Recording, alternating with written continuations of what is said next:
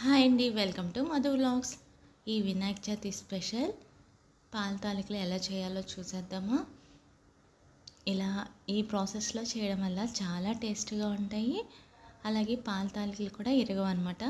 చూసేద్దామా ఎలా చేయాలో. ఫస్ట్ అయితే సగ్గుబియ్యాన్ని ఒక అరగంట ముందే నానబెట్టుకోవాలి.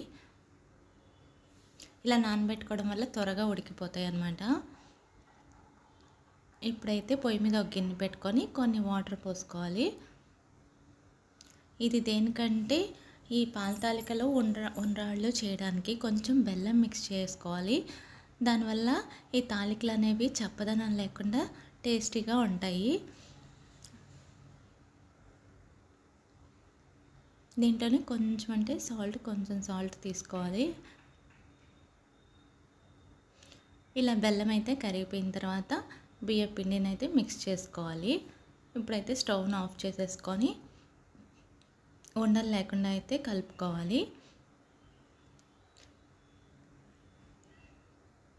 ఇలా కలుపుకున్న తర్వాత లాస్ట్లో అయితే ఒకసారి కొంచెం నెయ్యి వేసుకొని మిక్స్ చేసుకొని ఈ పిండిని అయితే చల్లారాలి.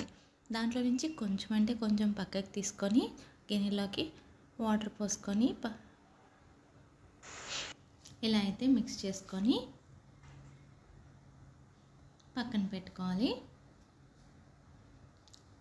ఇప్పుడైతే పిండి చల్లారిపోయిందండి. సో ఉండ్రాళ్ళు తాలికలు అయితే చేసేసుకుందాం.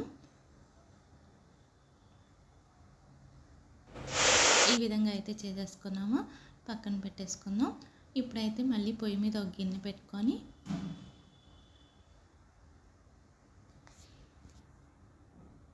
కొన్ని వాటర్ని అయితే తీసుకొని దాంట్లో సగ్గుబియ్యం అయితే వేసి ఉడికించుకుందాము.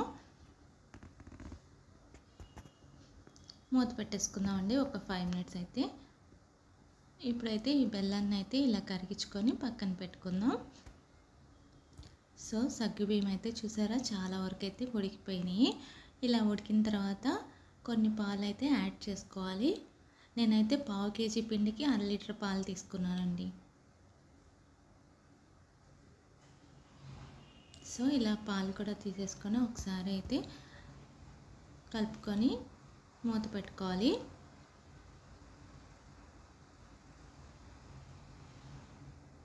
ఇలా కొన్ని జీడిపప్పుల్ని అలాగే కొబ్బరి ముక్కలు ఇంకా కిస్మిస్ ఇలాచీని కూడా తీసుకోవాలి. ఇప్పుడైతే ఇలా మరిగిపోయినాయి అన్నమాట పాలు కూడా.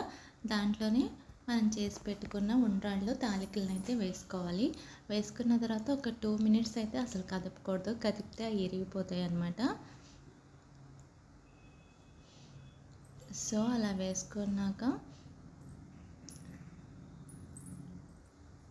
ఇప్పుడైతే జస్ట్ ఒకసారి లైట్గా అలా అయితే తిప్పుకొని మూత పెట్టుకొని ఒక 5 మినిట్స్ అయితే మళ్ళీ ఉడికించుకోవాలి. మనం బెల్లం కూడా కరిగిపోయింది మిశ్రమం. ఇప్పుడైతే ఒక చిన్న కడాయి తీసుకొని దాంట్లో ఒక 2-3 స్పూన్లు నెయ్యి తీసుకోవాలి. దీంట్లో జీడిపప్పుల్ని కిస్మిస్ని కొబ్బరి ముక్కల్ని అయితే వేయించుకోవాలి. కొంతమంది అయితే కొబ్బరి ముక్కలు వేసుకుంటారు, కొంతమంది అయితే వేసుకోరు. కానీ కొబ్బరి ముక్కలు వేయడం వల్ల చాలా టేస్ట్గా ఉంటాయి పాల తాలికలు. సో ఇదిగోండి ఫస్ట్లో అయితే ఇలా మిక్స్ చేసుకున్నాం కదా ఈ పిండిని. దీంట్లో ఇలా కలుపుకోవడం వల్ల ఈ పాల తాలికలు అనేవి చిక్కగా ఉంటాయి, మరీ పలుచగా కూడా ఉండవు.